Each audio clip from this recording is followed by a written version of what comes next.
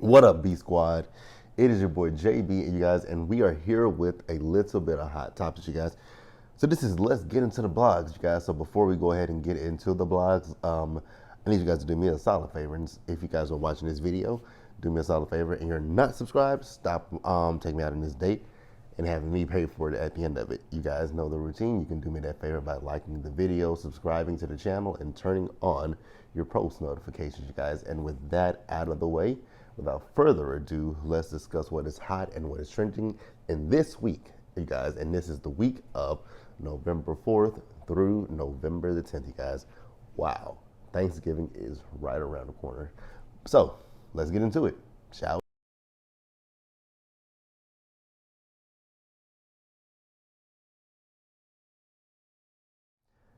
All right, you guys. So the first thing we're going to talk about is going to be the actor strike, you guys. So I was on social media the other day, and I forgot who I saw it from, but the actor strike, it is officially done, you guys. So our fall shows will be coming back to us very soon, probably sometime next year.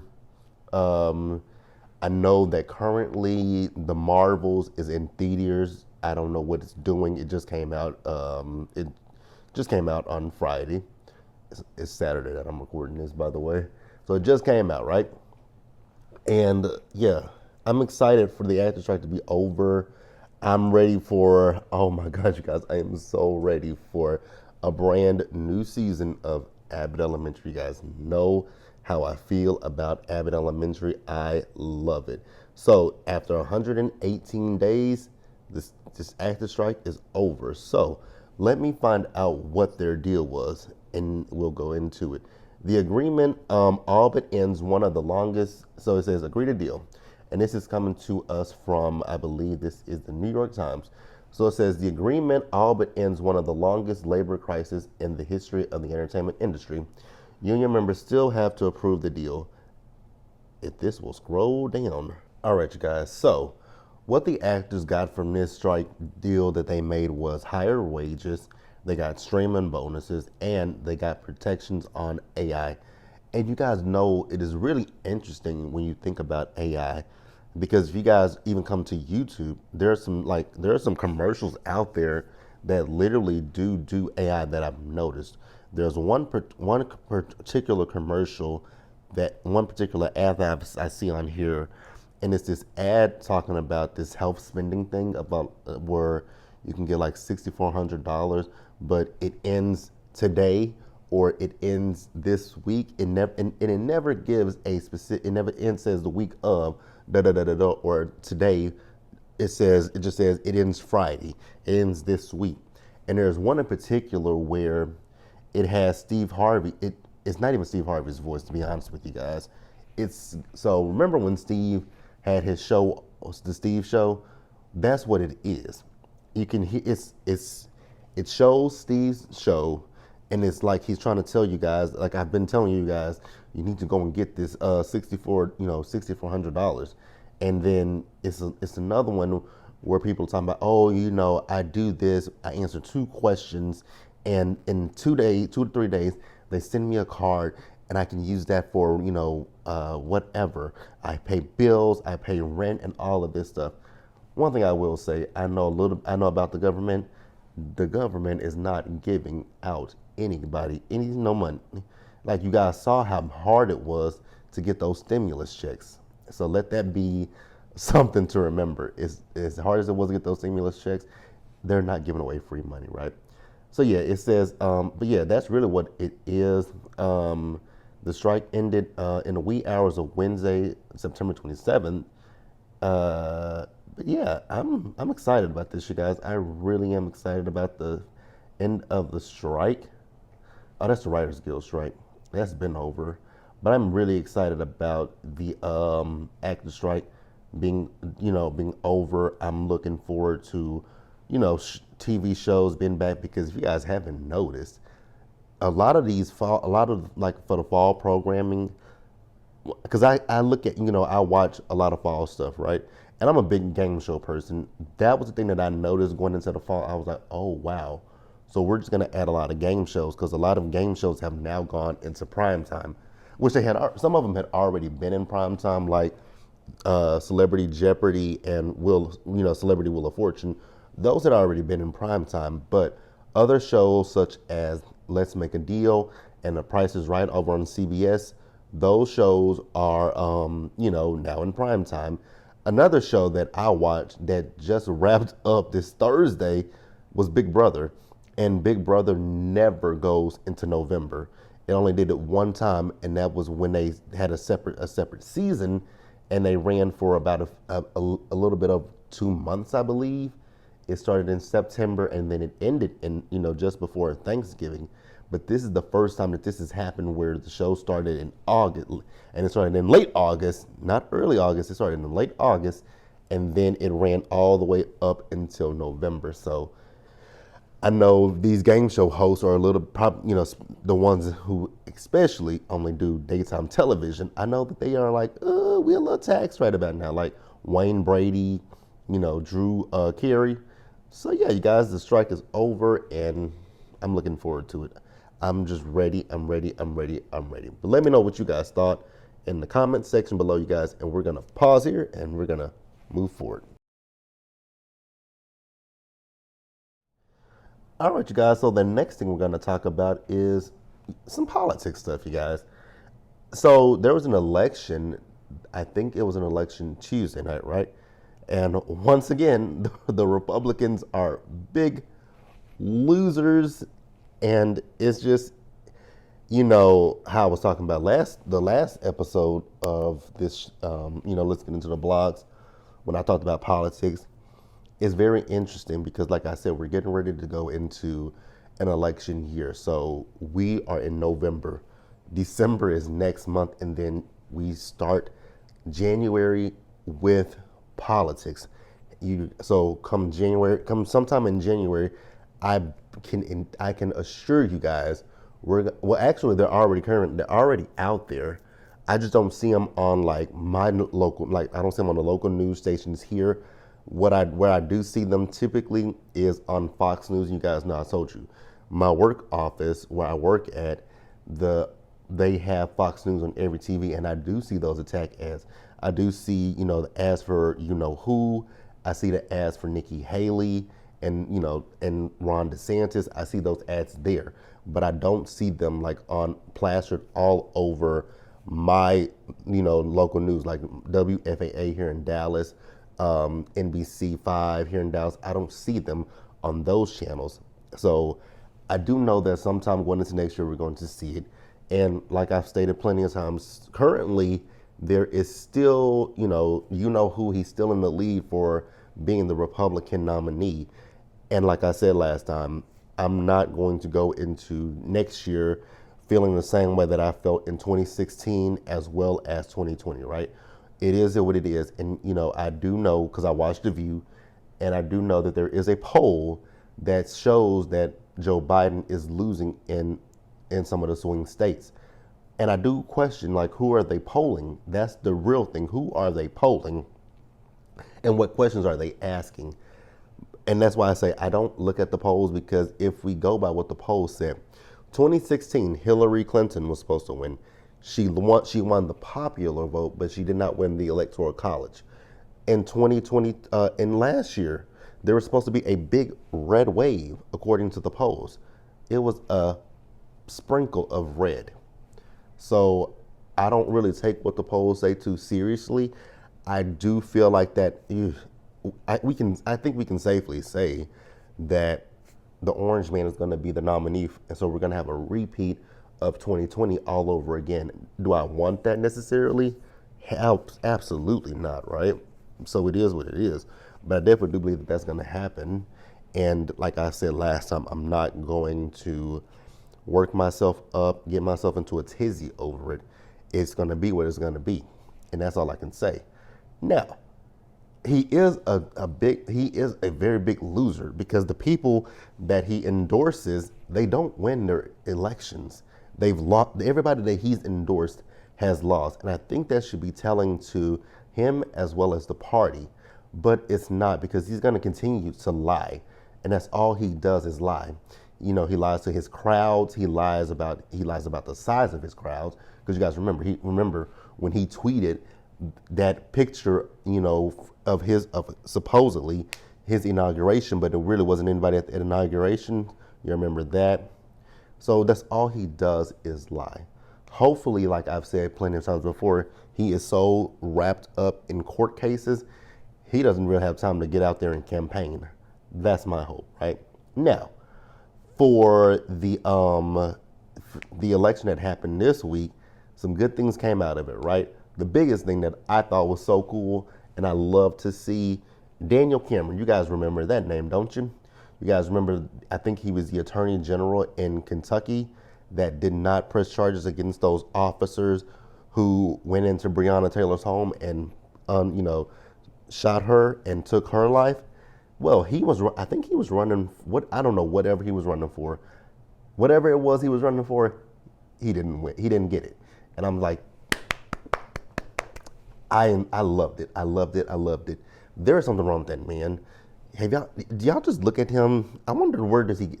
He has to get his haircut done by somebody that looks like this and not somebody like this, right? Because his edge up, it's not an edge up. It is not an edge up. That is terrible. Then his skin is all bad. That is the ancestors eating you up. That's what that is. But yeah, Daniel Cameron lost. Yusef Salaam, I think he won city councilman in Brooklyn, I believe, if I'm not mistaken. We all know Yusef as one of the exonerated five now, right? It is so funny. That's a big FU to you know who, because of the way he went in on those young men who. Oh, my bad, you guys. So Salam ran unopposed to represent Harlem on the New York City Council after winning a competitive Democratic primary for the seat in June. So yeah, he won, and I'm elated for him, you guys. I really am. And like I said, that's a big FU to you know who, because he was asking for the death penalty for those young men. And if you think about it, if that even happened, those young men would have been executed for a crime that they didn't even commit. And, his fat, waddling ass hasn't even, there is a special, and I mean a special place in hell for him. Like, special place in hell for that man. I can't stand that man. Like, I cannot stand that asshole. All right, you guys. And then lastly, in politics news, Philly elected its first black woman mayor. Her name is Sherelle Parker, you guys. So Parker easily beat her Republican rival, David O., in a city where registered Democrats outnumber Republicans 7-1. Congratulations to Sherelle. Philadelphia voters have elected Sherelle Parker as the city's 100th mayor, making her the first woman and the first black woman to hold the post. Her defeat of Republican opponent, former city councilman David O. Tuesday, was hardly a surprise, with Democrats outnumbering Republicans in Philadelphia 7-1. Parker succeeds fellow Democrat and outgoing Mayor Jim Kenney, who is term limited. Parker told supporters at her victory party at the Sheet Metal Workers Hall on South Columbus Boulevard that her message resonated with a diverse group of voters, that I would put to great use everything inside of me, my lived life experience, my professional experience, my academic preparation, that I would put all of it into great use, and I would make Philadelphia the safest, greenest big city in the nation with economic opportunity for all. So yeah, you guys, I'm happy for her. It says she's 51 years old. Yeah, I'm happy, you guys. I'm happy for her, and I'm happy for Yusef, and I'm extremely happy for Daniel Cameron. So you guys, let's pause here and let's go ahead and move forward. All right, you guys. So the next thing I want to talk about real quickly is my girl, Lauryn Hill. Can I ask y'all a quick question real quick? If anybody out there has gone to see Lauryn Hill, I'm going to ask this big question, and I just want, an answer. I get it. I love Lauryn Hill, right? That album, The Miseducations of Lauryn Hill, that album goes down in history for me, and it stays on repeat. But my question is, why are y'all paying to go see her? Why are people paying to go see Lauryn Hill? I don't get it. Lauryn Hill has been doing this same song and dance for at least 5 years now. I know she started this shit when my mom was still living, so it's got to be longer than that. Because my mom has been deceased almost, this year would be what, 8 years, I believe. I believe eight. Going into next year will be 8 years. No, it's not. It's going to be, she's on, I forget. I forget how many years it's been, but my mom has been deceased for a minute at this point, right? And so Lauryn Hill was doing this. I feel like Lauryn Hill has been doing this at least since 2016, at least 2016 or 2015. It could be 2017 as well. But Lauryn Hill has been doing the same song and dance for quite a few years at this point, and people still pay to go see her, and I just don't understand why. What is the definition of insanity, you guys? Like, I'm asking you that question. What do they say the definition of insanity is? So, you guys know Lauryn Hill, I think she's currently on tour with the Fugees, right? And so, she still is doing her regular song and dance where she shows up to her shows 2 hours late. And that is ridiculous to me. And then she comes on stage, and I think I've heard maybe she's on there for 30 minutes. Girl, what the fuck? You finna sing some of your songs, and probably you need to do some karaoke as well. But I did see a video this past week where she was basically telling the crowd that they should be lucky she even came or something like that. I would have been like, wait a minute, bitch. Who are you talking to? And this is no disrespect to Lauryn. I love Lauryn. But it'd be like, who the fuck are you talking to? I should be lucky that you even came. No, girl, you should be lucky that I came and gave you some. I'm putting money in your pockets. Like, that's how you talk to people who come and support you and buy and listen to your album. Because I know that shit, she's still getting good money from that album. I know it's on Spotify. It's on, Apple Music. I know Pandora plays the fuck out of it. Like, I have a Pandora radio station, and her album, they play so many songs from the miseducations of Lauryn Hill. So I know you're still probably getting some residual money from it, from whatever the label recoups. Like, some girl. And then I saw here that she was supposed to be performing in Fort Worth, right? And so they completely canceled the damn show in Fort Worth. And somebody literally drove here from somewhere else, got a hotel, and got people to watch her kids so that she can go see Lauryn Hill. Baby, like, why? I just asked that question again. Why are y'all paying to go see Lauryn Hill? If you got an iPhone, if you got whatever smartphone you have, go to Google Play Store, Apple Play Store, Apple Music, Spotify, Tidal, wherever you get your music, YouTube, wherever you get your music from, just play the album. It's as simple as that. Because that alone just tells me right there what the fans really mean to you. And we don't mean anything to you if you can literally sit there and disrespect us by coming late. And then when you come late, you don't give us, because if the show was supposed to start at 8 o'clock, right? And you don't show up well until almost 11 o'clock. First of all, I would have been done and left. And I'm like, you know what? First of all, I wouldn't have bought a ticket. That's number one. Number one, I'm not buying. If someone has shown a pattern and it's a habit that they don't show up, I'm not going to do it. Like, I joking when it came to Beyonce's show, it said 7 o'clock, right? But it said here in Dallas, it said 7. But then I think in Houston, it was supposed to start at 8. And she didn't come out onto the stage until 9, almost 10 o'clock at night. And I was like, wait a minute, that Beyonce girl. But I knew she was going to come out on stage. That I knew. Lauryn Hill, if you know that this person has been doing this for quite some time, why would you subject yourself to it? That is the question that I ask. These artists make the most of their money from touring. If you hit Lauryn Hill in her pockets, the bitch will show up on time. And again, I say this all lovingly. I say bitch lovingly. If you hit her in her pockets, Oh, she'll have her ass there on time. Trust and believe me, she'll be there on time. But yeah, you guys, I really had that question about why people still go to see Lauryn Hill and support her. Support you guys can the best way you guys can support her, stream that music. That's what I would say. Stream the music, because I just wouldn't go to her concert. I'm sorry, nothing in me would want to go to a Lauryn Hill concert. It just couldn't be. It just wouldn't be me personally.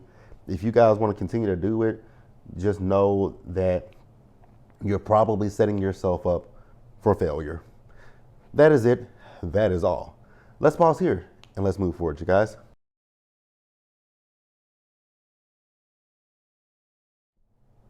All right, you guys. So the next thing that I want to talk about is I just recently saw this. So you guys remember down at the boardwalk in was it Alabama, you guys? The boardwalk where they had the folding chair fight and all that kind of stuff. You guys remember the co-captain got attacked by those white people, right? So yeah, it was Montgomery, right? So I just read that the co-captain got charged this week with third-degree assault. And I was like, what the hell? That makes no sense to me. That man was literally attacked by those people, and y'all have charged that man with third-degree assault. I'm trying to pull up the article real quick, you guys. All right, you guys. So it says here, man accuses riverboat co-captain of assault during the Alabama riverboat brawl. A black riverboat co-captain at the center of an Alabama riverboat brawl that drew national attention has been accused of misdemeanor assault in the melee by one of the white boaters charged in the fight. I would love to see how they can prove that shit when there is video footage showing them attacking him, but okay. And he was just defending himself. So court records show one of the white men accused of assaulting the co-captain during the August brawl filed a complaint last month saying the co-captain hit him first during the chaotic melee. The co-captain faces a charge of misdemeanor assault according to our court records. It says here, quote, "I was not trying to fight," the man wrote in a statement. The complaint was filed October 26 ahead of the November 16 trial date on a misdemeanor assault charge of hitting and kicking the riverboat co-captain. The August riverboat melee in Montgomery drew national attention after bystanders filmed white boaters hitting a black riverboat co-captain and others rushing to his defense. Video of the fight was shared widely online, sparking countless memes and parodies. Montgomery police said the brawl began when the white boaters refused to move their pontoon boat so the city-owned Harriet II riverboat could dock in its designated space. The boat's co-captain said he was attacked after moving the pontoon boat a few feet away to make way for the riverboat. That's exactly what happened. 5 other people were previously charged in the brawl. The 2 white boaters previously pled guilty to charges of misdemeanor assault or harassment. 3 other people, including a black man who was filmed swinging a folding chair, have an upcoming court dates. And that is it, you guys. I cannot. When I saw that on Instagram the other night, I was like, I know you are lying to me. Like, say what now? You clearly, and we all remember the video, don't we? Yeah, we all remember that video. They went up and swung on that man, and remember, he threw the cap up in the air. He threw the cap up, and it was on from there. But now one of them who attacked him is sitting there literally saying he attacked them. He was defending himself. So you feel like you can put your hands on him, and he ain't supposed to say, he's supposed to sit there and like, yep, beat me up. I moved your boat. I shouldn't have touched your boat. Okay, beat me up, and I'm just gonna sit here and take it. No, mother, he is going to hit you back. Anybody is going to hit you back. So you play stupid games and you win stupid prizes, dumbass. When I saw that, I was like, I know you lying. Like, this can't be for real. And I still don't think it's for real. The court shouldn't even look at that. That really should be thrown out of court. There is video evidence, you dumbass. Like, get the fuck out of here. Get out of here with that dumb shit. Get out of here. Out of here. But yeah, you guys, please let me know what you guys thought about that as well in the comments section. And we'll pause here and we'll move forward, you guys.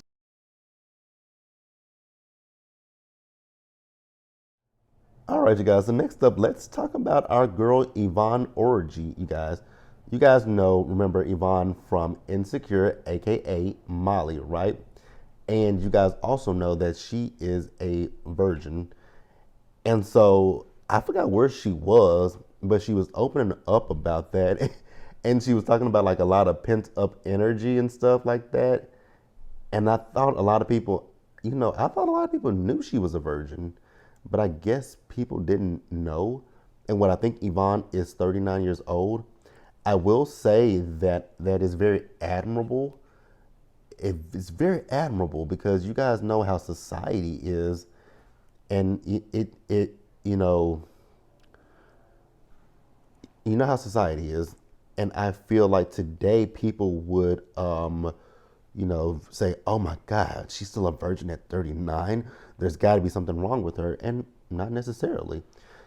I have so much respect for her because there's I'm proud of her. I really am, you guys. That's an amazing thing that she is 39 years old. She's never had sex, and she's saving herself for the right person. Admirable. Um, Very admirable. So it says here. She was recently on Chelsea Handler's podcast, Dear Chelsea, and she proudly spoke about saving herself for marriage. And so the actress and comedian was on the show to promote the paperback release of her book, Bamboozled by Jesus. So many fans who watched Yvonne in a few hot and heavy scenes as Molly in the HBO series say they find it hard to believe that the actress who turns 40 in December is still a virgin. But Yvonne maintains she's waiting for marriage. Pray for him, whoever he is. There's a lot of pent-up energy in here with me, she quips. So those were quotes. That's a quote from her. She also jokes about her strict Nigerian upbringing and the brutal realities of dating in her HBO comedy special, Yvonne Orji, A Whole Mess, she's saying that going all the way isn't the only matter. No, it says here saying that going all the way isn't the only matter about which she sought God's guidance. Oh, okay, that is really cool. I remember watching her comedy special on HBO because it came on after Insecure went off one Sunday. I remember that.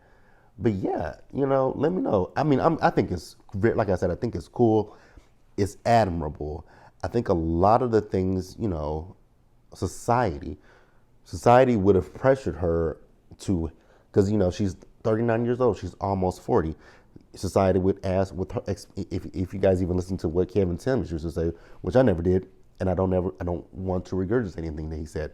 But society, now that she's almost 40, society would like to especially cast her aside because she's, almost 40. She's unwed, has no kids and stuff like that. So society will make her less desirable, which I don't think that she is. I don't feel that way. I think that she's still desirable. And if she's saving herself for marriage, I like it because that shows a true testament to who she is and how strong she is in her convictions. I applaud it. I love it, you guys. But feel free to let me know what you guys thought about it down below. And I guess we'll pause here and we'll move forward, you guys.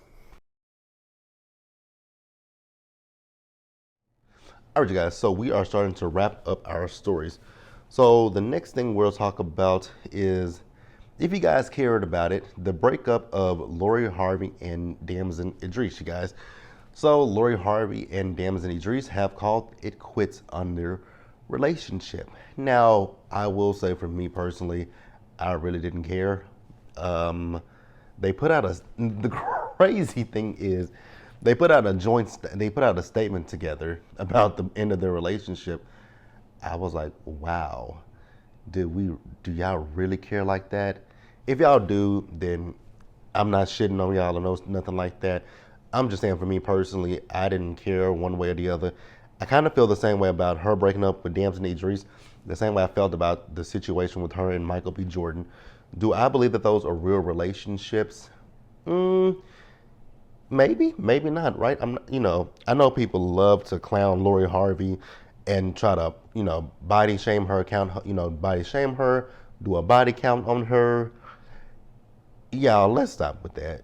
She, I mean, she's in a relationship with these guys for quite some time, so it's not like she is okay. 1 month she's with this guy, the next month she's with this guy, or 1 week she's with this guy, the next week she's with this guy. She is in at the time. They're serious. They're long-term relationships. They don't last that long, but they're at least a year or more, right? Hey, so it is what it is. And I will say, we can say whatever we want to say about her, but I think she's a very smart girl, right? And the reason why I say that is look at her situation with Future.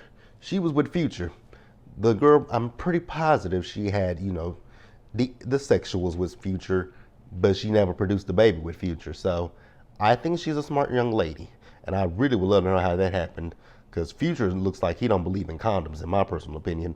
That's just what I think. But hey, if you guys, felt the way about Lori Harvey and Damson breaking up, please let me know in the comment section. And, if you guys felt the way I am, so, don't take what I'm saying as, me, again, shitting on y'all. It's just me saying to myself, spend out loud, that I ain't really give a fuck. Really what it is, you guys. It just really did not care. But hey, let's pause here and move forward, you guys.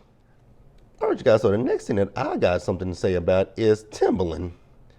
Timbaland, I don't know where he said this at, but he was, so you guys know Britney Spears has her book out, right? And you guys know that Britney, I talked about this when I talked about her book and the fact that the narration when she was talking about the black sin with Justin Timberlake, right? So Timbaland came out in defense of Justin Timberlake, and so he basically said, put a muzzle on the bitch. Yeah, he said put a muzzle on the bitch, and I'm gonna find it here, you guys. Also, he has come out and apologized for it, but you said it. So a viral clip of the producer's comments in response to Spears' new memoir drew mass criticism online. Absolutely, it did. So Timbaland apologized on Tuesday after a video surfaced of a joke he made during a live interview last month, in which he said Justin Timberlake should have silenced Britney Spears with a muzzle. That's been the problem with Britney Spears. She's felt so silenced by her family, so now she is freely speaking about her experiences growing up in the industry, her experience with her relationships, her experience with, her experience with her conservatorship. I was trying to find a word for it. Her conservatorship. So she's expressing herself. And then for Timbaland to come out and say Justin should have silenced her by putting a muzzle on her. Sir, shut up. Like, please shut up. And like I said last time when we talked about this, every artist in the 90s and the 2000s, I mean, Vanilla Ice, all of them. Vanilla Ice, Pink, right? You guys, I talked about Pink. For the longest time, I swear, you guys, I thought Pink was just a light-skinned black woman. I always thought she was a light-skinned black woman when she first hit the scene with that pink hair. And, so it's been done. Justin Timberlake did it. Justin, what's his name? Bieber. All of them have done it. Miley Cyrus. The list can go. I can tell you guys a slew of white artists that came out in the early, or the 90s, early 2000s, and even the 2010s, right? That had that, that black accent, the way that the way that they interacted, it screamed black, right? It screamed it. It screamed it. Their music screamed black. They made R&B music, and a lot of them, I don't even think that they wanted to do R&B. Pink did not want to do R&B. That was not for her. I don't even think Justin Timberlake really wanted to do R&B, because look at his last few albums that he made. They were not R&B. Like, they were not R&B, you guys. But yeah, he's apologized, but you shouldn't have said it in the first place. That's my 2 cents on it. I just don't think he should have said it because we all know she's been silenced for years. So why would you then say that? It was just tacky, it was crass, and it was very disrespectful. But that is all that I got for that, you guys. And we got 2 more stories, you guys, and then we're gonna wrap this thing on up. So let's go ahead and pause here, and we're gonna move forward, you guys. All right, you guys. So the next story up is it's not gonna be a lot that I'll say with this one. So you guys know Jeezy and Jeannie Mai, they are getting ready to go through a divorce, right? So Jeezy did a sit down. I don't know if you caught an interview or what, but he was talking to Nia Long, and they were talking about Nia was talking about her relationship with Ime, right? Is that how you pronounce his name, Ime? She was talking about that relationship, and then he was talking about his marriage to Jeannie, right? And so she asked, did they go to therapy? He said, yes, they did go to therapy, but unfortunately, their therapy didn't help.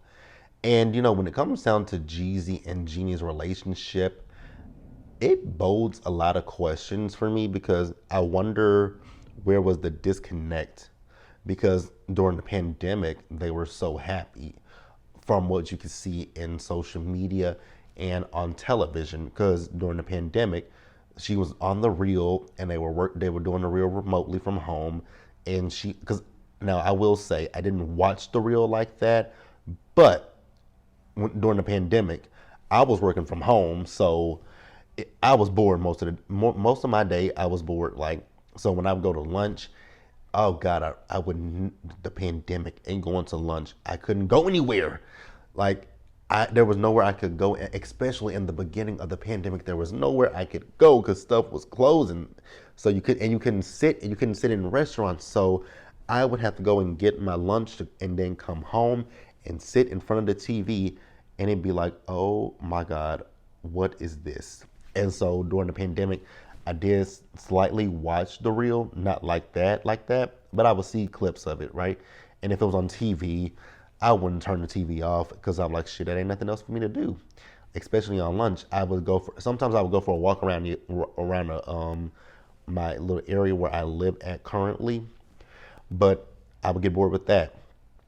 But during the pandemic, you would think that you would have thought they were in such a good place. They got married, they got pregnant, and then now here we are. So it just makes you wonder what happened. And I wonder if it was like maybe some cultural things with him being, a black man, her being an Asian woman, right? And I think that her mom lived with them. I could be wrong about that. So yeah, it's just things you make you go, like you just wonder what happened because they've only been together for at this point 2 years, and the way he talks, you would think that they were together for longer than 2 years. So it just makes you wonder if it's some cultural things, right?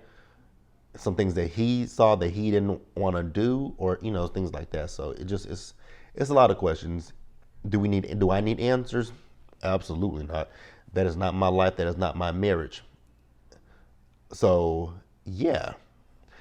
If you guys have any thoughts or opinions about that, feel free to leave them in the comments section below, you guys. And let's pause here, and I saved the best for last, you guys. So, because I actually was gonna do this video Thursday night, but then I saw all the stuff that was coming out about this final story. I was like, ooh, maybe we should wait until Friday morning to do it.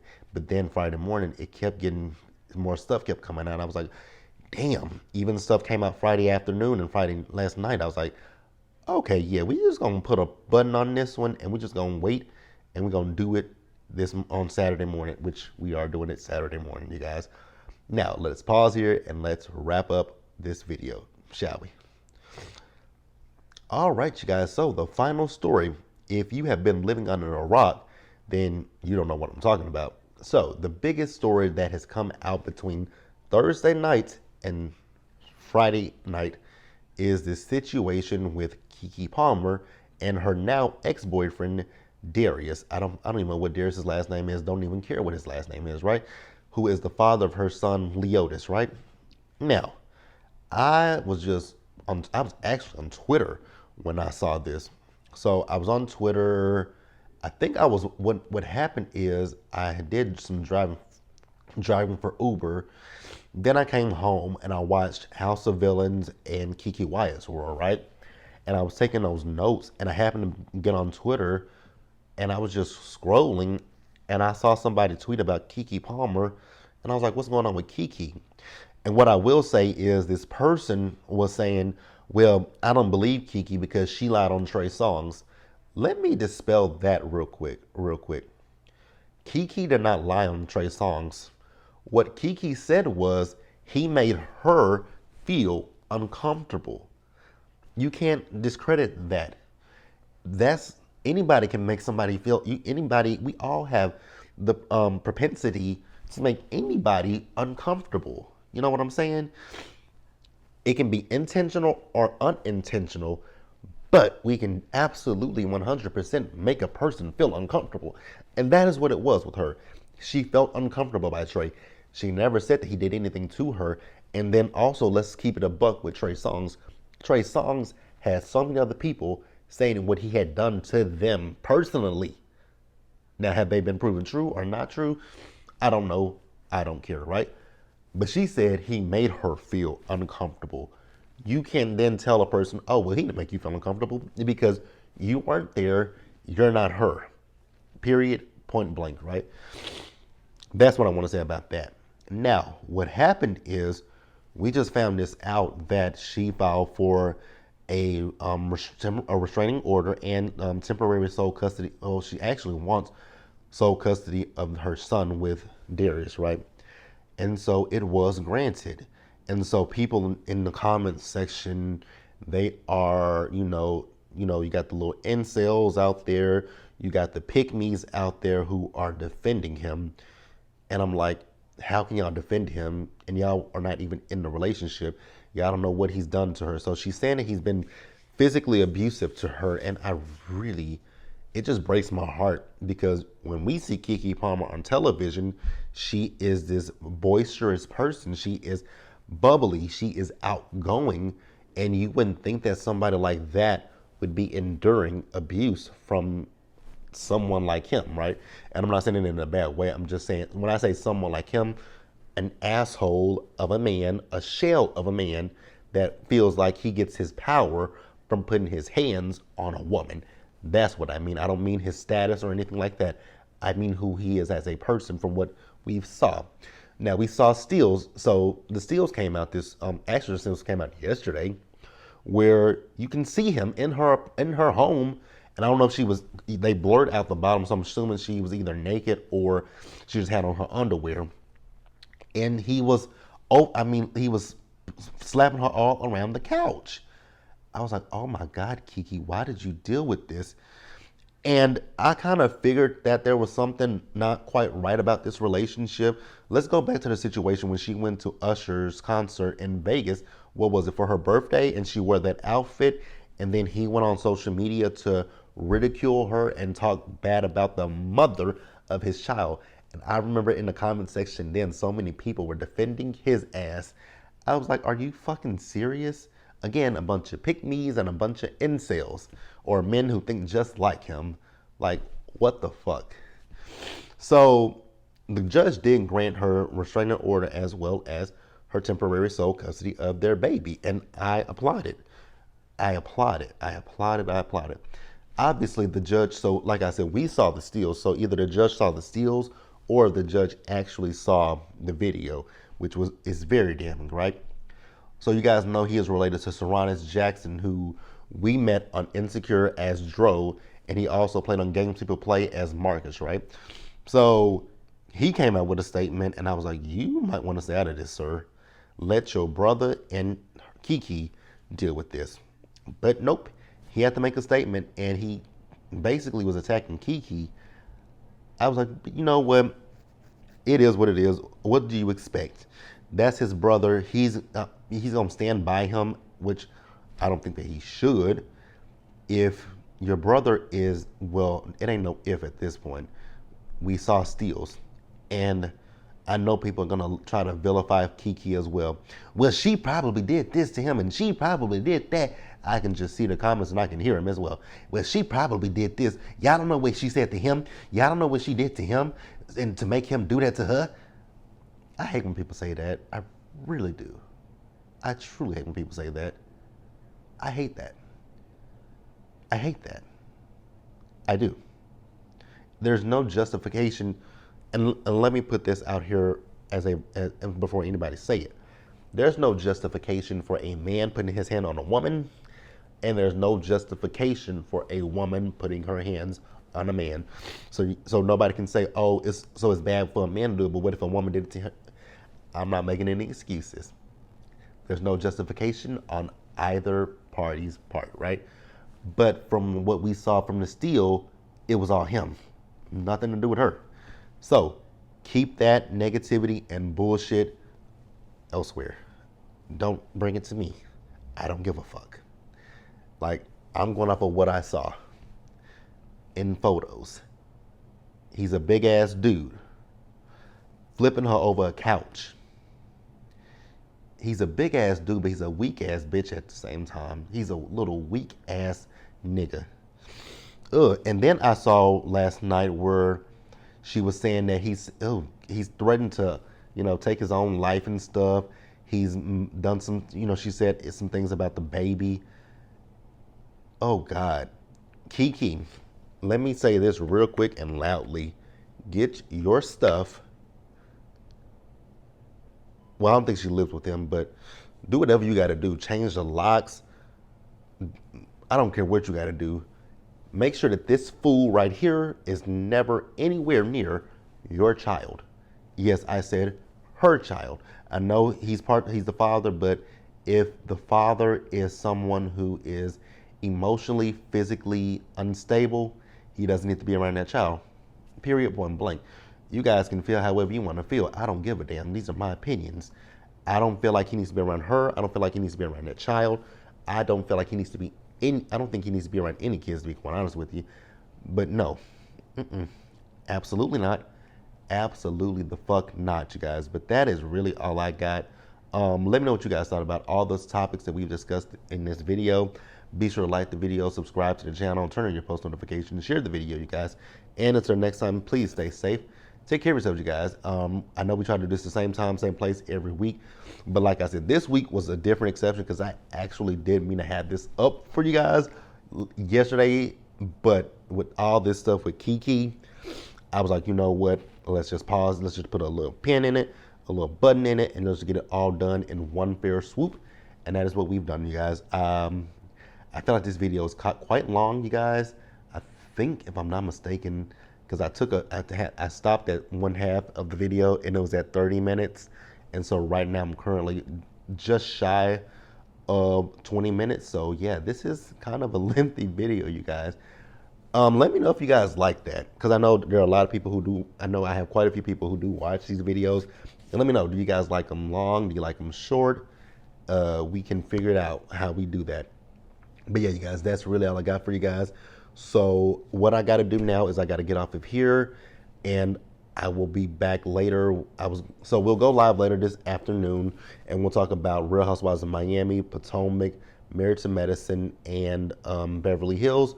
And then I got to go and watch Bell Collective, Ready to Love, Make a Move, and Love After Lockup. And those will be up as well. And then I'm actually, when I finish recording this, the next video up will be House of Villains, you guys. And then that'll conclude our Saturday. So yeah, you guys, be blessed out there, you guys. And I will catch you guys in the next video. Bye, guys.